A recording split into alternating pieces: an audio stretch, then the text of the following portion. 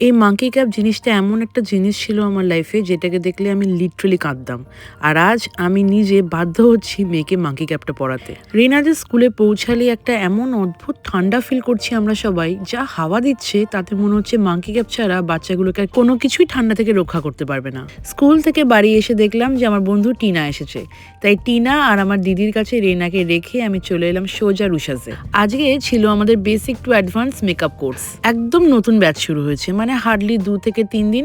এই ভিডিওর মাধ্যমে তোমাদের দেখাতে চাইছি যারা যারা মেকআপ কোর্স করতে ইন্টারেস্টেড, যে আমাদের কিন্তু শুরু থেকেই হ্যান্ডস অন প্র্যাকটিস স্টার্ট হয়ে যায়। রুশাসের প্রত্যেকটি কোর্সের উপর কিন্তু হিউজ ডিসকাউন্ট চলছে, তাই তোমরা যারা যারা জাস্ট হোয়াটসঅ্যাপ করেছো তারা প্লিজ স্ক্রিনে দেওয়ার নাম্বারে একবার ফোন করে ডিটেলসে জেনে নাও। সন্ধ্যেবেলা রুশাস থেকে আর বাড়ি ফিরিনি, সোজা টিনাকে নিয়ে আর রেনাকে নিয়ে সাথে আমার বাবাকে নিয়ে চলে গেছিলাম বারাসাত বইমেলাতে। সেই কবে থেকেই প্ল্যান করছিলাম যে বইমেলাতে যাব, কিন্তু কিছুতেই সময় হয়ে উঠছিল না। এইদিকে রেনাকেও বলে রেখেছিলাম যে বইমেলায় নিয়ে যাব, আর যেহেতু মাত্র একদিন বাকি ছিল বইমেলার, তাই আজকে আমাকে আসতেই হতো।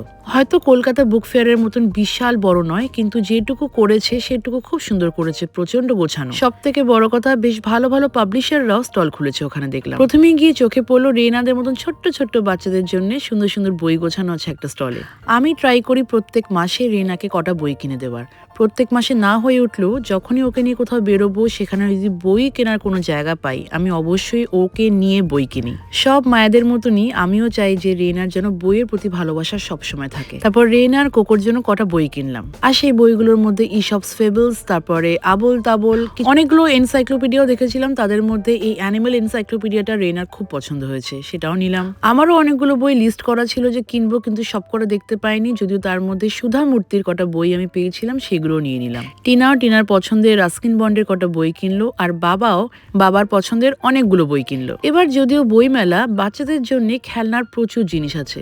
একটা পয়েন্টে গিয়ে দেখলাম রেনার বইয়ের প্রতি ইন্টারেস্ট হারিয়ে সেই সমস্ত খেলনার দিকে প্রচুর ইন্টারেস্ট হয়েছে, কাঁদতে শুরু করে দিল যে সব কটা জিনিস কিনে নিতে হবে। কিন্তু ওই যে আমরা প্রচুর এরকম ভিডিওস দেখি না, যে মারা যে জিনিসগুলো বারণ করবে, মিমি সেই জিনিসগুলো সবসময় কিনে দেবে। তো যথারীতি টিনা মিমি চলে এলো রেনাকে সাপোর্ট করতে। ফাইনালি বই ঠই কিনে আমরা চলে এলাম বাড়িতে।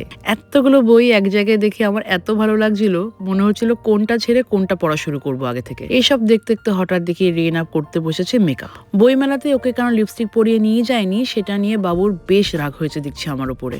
বাচ্চারাও না সত্যিই পারে।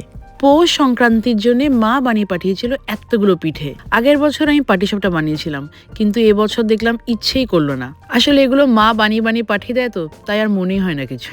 Thank you for watching my mini blog. সবাই খুব ভালো থেকো, সুস্থ থেকো, টাটা।